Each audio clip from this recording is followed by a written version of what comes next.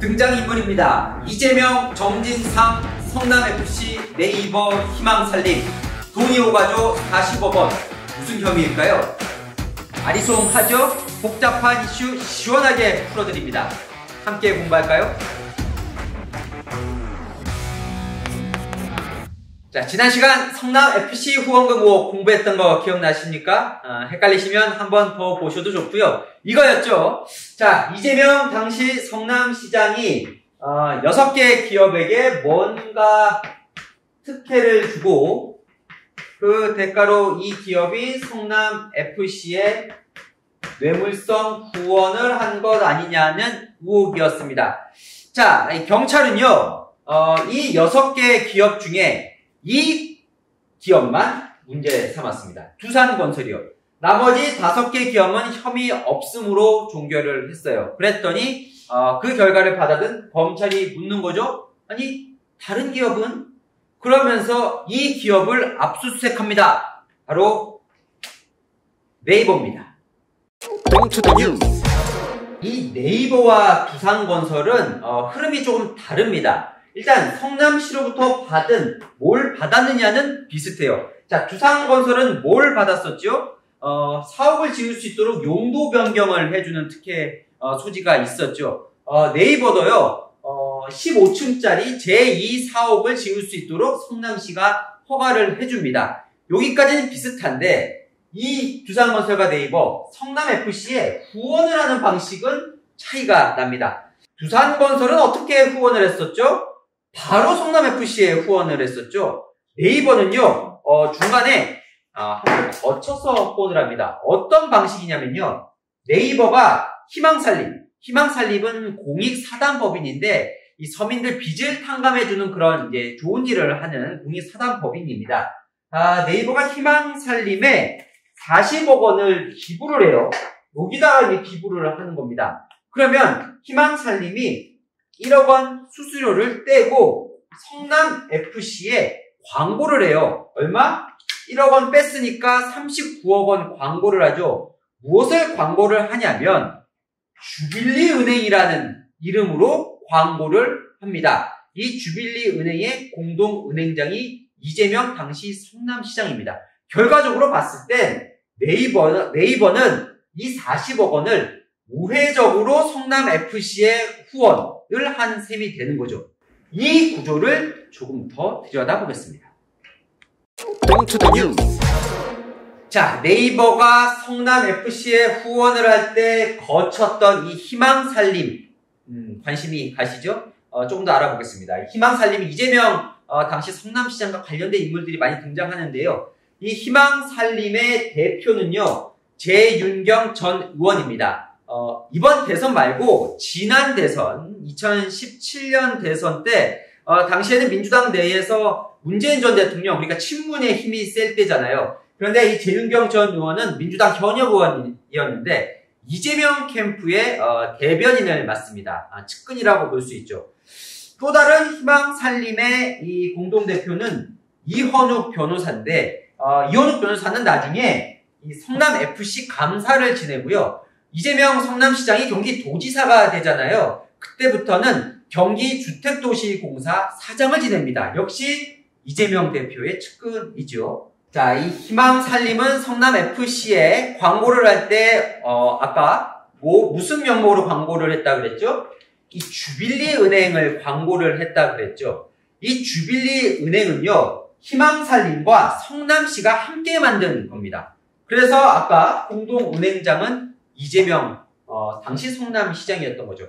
아까 희망살림이라는 단체가 서민들 빚을 탕감해주는 그런 일을 한다고 했잖아요.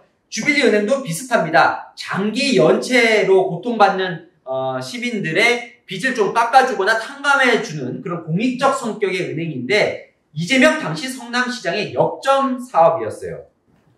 결과적으로 그러면 네이버가 후원한 혜택은 주빌리은행이 본 거죠. 왜냐하면 성남FC 당시 축구 선수들이 뛸 때, 경기를 할 때 유니폼에 이 주빌리은행 광고 로고를 달고 뛰거든요.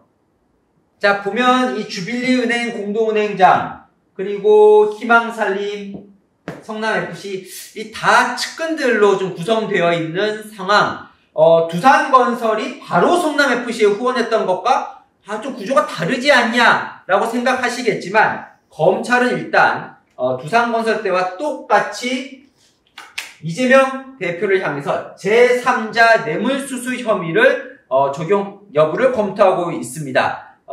기사에서 제3자 뇌물공여, 뇌물수수 여러 가지로 쓰이는데 결국은 같은 말로 보시면 될 것 같아요. 제3자, 그러니까 본인이 직접 뇌물을 받은 게 아니라 성남FC, 제3자인 성남FC에게 뇌물성 후원을 가도록 했다. 이거니까요. 자, 구조는 다른데 왜 혐의는 같을까? 지난번 제3자 뇌물수수 뇌물공여의 핵심이 뭐라고 했던 거 지난 시간 기억이 나십니까? 네, 바로 부정한 청탁이었습니다. 무슨 말이냐? 이런 구조와 무관하게 자, 이 네이버로부터 혹은 두산건설로부터 부정한 청탁이 들어왔고 그 청탁을 들어준 대가로 성남FC에 뭔가 후원, 뇌물성 후원을 하게 했다면 제3자 뇌물수수 혐의가 적용이 되는 거예요. 그러니까 이 구조와 상관없이 두산건설과 똑같은 구조로 어쨌건 뇌물성 후원이 갔으니 같은 혐의를 지금 적용을 하는 겁니다. 다만 별건으로 왜 네이버는 두산건설처럼 바로 성남FC에 후원을 하지 않고 이 희망살림을 거쳤는지.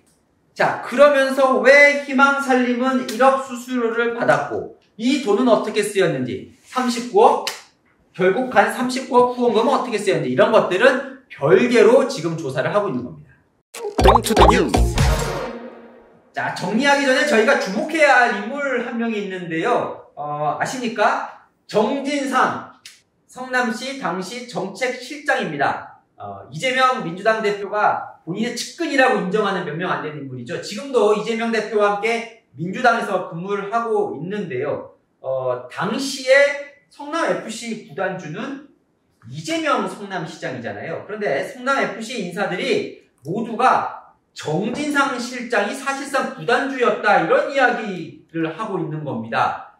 사실 정진상 실장은요, 성남FC에 아무런 직함이 없던 상태였습니다. 그런데 성남FC와 관련된 모든 이 결정을 정진상 실장이 당시 했다. 이런 지금 진술들이 나오고 있는 거거든요. 그러다 보니까 그 과정을 이재명 대표 지시 없이 할 수 있었겠느냐라는 지금 의문이 나오는 거고요. 그렇다면 이 정 실장의 당시 지시가 이재명 성남시장과 무관한 거냐? 혹시 이런 사실을 알거나 묵인한 상태로 이 후원 과정이 다 진행된 거 아니냐? 이런 의혹이 지금 제기가 되는 겁니다. 자, 이제 정리하겠습니다. 이런 의혹이죠. 자, 이재명 당시 성남시장이 6개 기업에게 특혜를 주고 자, 6개 기업이 성남FC에 후원을 한 의혹. 자, 이 과정에서 뭔가 부정한 청탁이 있었는지 밝혀져야 되고 이재명 당시 성남시장이 요렇게 하도록 지시한 뭔가가 증거가 나올 수 있느냐 이 부분이 핵심입니다. 자, 경찰은요 어떻게 결론을 내렸었죠? 두산건설만 뭔가 이상하다라고 했는데 지금 상태는 검찰은 이 6개 기업을 다 들여다보고 있는 겁니다. 한창 이 수사가 진행 중이잖아요. 경찰에서 검찰로 지금 넘어가 있는 상태입니다. 그렇다면 경찰이 밝혀내지 못했던 새로운 뭔가 증거를 밝혀낼 수 있는지가 핵심이 되겠죠. 알고는 싶은데 공부하기엔 귀찮은 이슈 댓글로 남겨주시면 제가 대신 공부해서 풀어드리겠습니다. 동행과 뉴스터디 오늘은 여기까지입니다. 감사합니다.